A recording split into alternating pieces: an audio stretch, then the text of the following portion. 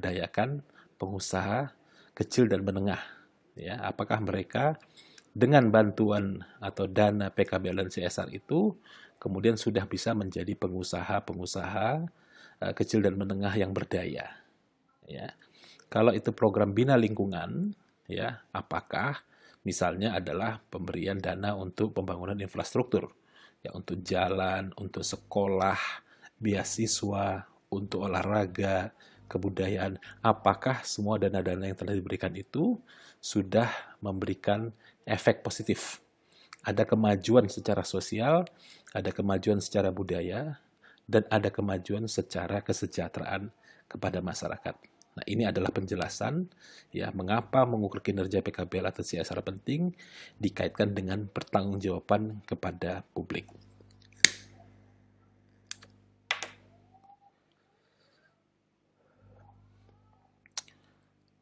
Nah, yang berikutnya atau yang terakhir adalah mengapa penting mengukur kinerja PKBL atau CSR dalam perspektif kehumasan, ya, sebagai bagian dari program kehumasan.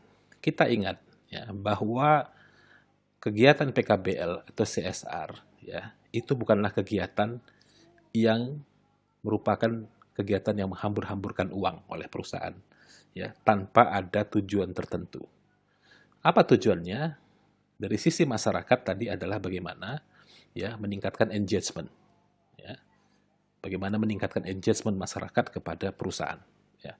Tapi dari sisi perusahaan ya ada tujuan tertentu yaitu bagaimana ya kegiatan PKBL dan CSR ini memberikan citra positif kepada perusahaan. Karena perusahaan sangat membutuhkan citra positif ini untuk mendapatkan dukungan dari masyarakat. Ya.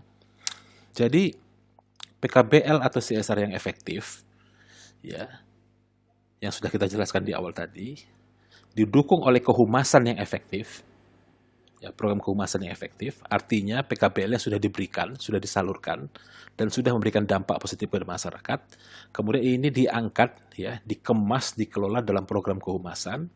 Ya, ini akan mengangkat citra positif perusahaan. Ya, PKBL atau CSR yang efektif itu, ya, kalau kita lihat dalam sistem pelaporan perusahaan, itu akan bisa kita lihat dalam laporan kinerja perusahaan. Ya, jadi PKBL, program-program PKBL CSR yang efektif bisa kita lihat, kita pantau, kita monitor dari laporan kinerja perusahaan. Sedangkan kehumasan yang efektif nanti bisa kita lihat dalam laporan tersendiri yang sekarang ini populer disebut dengan laporan sustainability perusahaan. Ya, laporan keberlanjutan perusahaan. Nah, dua-dua ini ya, kalau dikelola dengan baik, dikemas dengan baik, akan memberikan citra positif perusahaan di mata publik. Dan citra positif ini sangat penting. Ya. Sejauh mana pentingnya? Pertama, kalau dia perusahaan adalah perusahaan publik, ya, perusahaan yang listing atau perusahaan yang mencari dananya di bursa saham, di pasar saham, ini akan penting. Ya, investor akan mempercayakan, ya, akan mau memberikan dananya berinvestasi di perusahaan yang secara aktif, secara giat melakukan program PKBL atau CSR. Artinya ini adalah perusahaan yang baik, ya, perusahaan yang mau berbagi kepada masyarakat. Ya, ingat, ya, di awal-awal kita sudah belajar mengenai triple bottom line atau 3P. Apa itu? People, planet, dan profit. Dan PKBL ini kaitannya dengan people. Ya. Nah, tadi ya. Yang kedua, citra positif ini diperlukan oleh perusahaan dalam hal apa? Misalnya juga dalam hal mencari dana di lembaga keuangan, perbankan. Bank akan memberikan nilai atau yang kita sebut dengan rating, ya, rating yang baik kepada perusahaan-perusahaan yang ya mau berbagi kepada masyarakat. Ya, tadi dua ya. Pertama di bursa saham, ya. Investor akan mau membeli saham ya kepada perusahaan-perusahaan yang dianggap baik, perusahaan-perusahaan yang dianggap mau berbagi kepada masyarakat.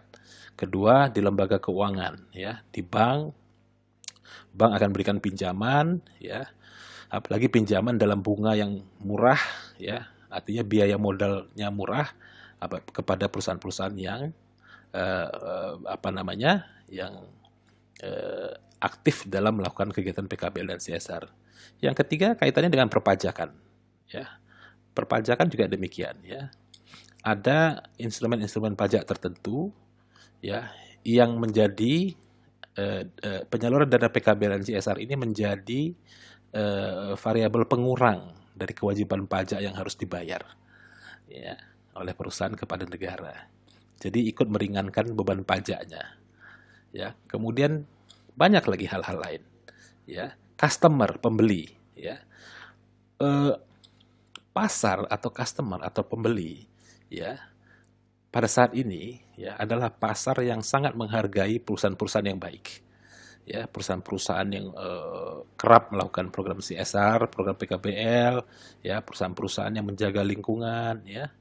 Nah, bagi perusahaan-perusahaan yang tidak baik, ya, atau yang disebut dengan bad company, ini ya di beberapa negara, ya, konsumennya sangat peka, ya, sangat peka, ya, produknya akan tidak laku atau malah diboikot. Ya, jadi ini adalah mengapa citra positif perusahaan ya menjadi sangat penting, dan PKBL atau CSR adalah salah satu yang menyumbang citra positif perusahaan tersebut. Baik, jadi ini adalah penjelasan singkat saya mengenai kuliah kita yang keempat, yaitu kinerja PKBL dan CSR. Ya, para mahasiswa sekalian, di dalam materi kuliah yang keempat ini, ya kami juga menyertakan beberapa bahan bacaan. Ya, antara lain berupa laporan, ya, contoh atau ilustrasi dari laporan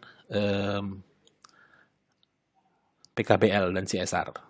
Ya, nanti para mahasiswa bisa melihat di sana ya bagaimana PKBL atau CSR itu dilaporkan.